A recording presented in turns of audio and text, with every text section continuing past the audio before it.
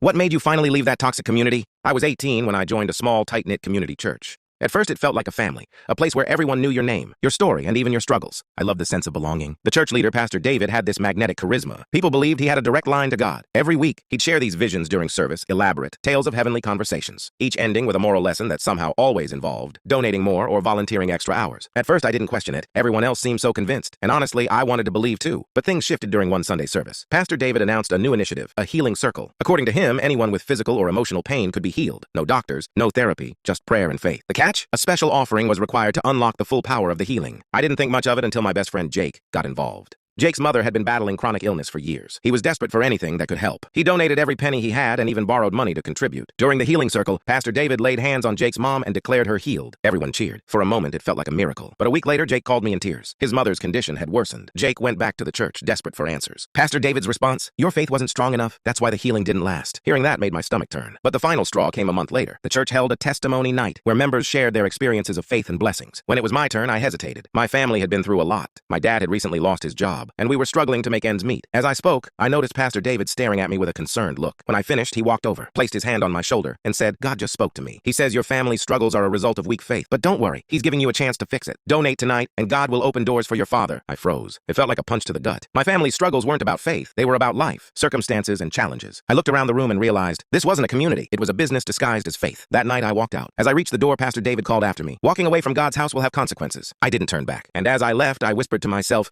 if God is love, he wouldn't want me here. That was the last time I ever set foot in that church.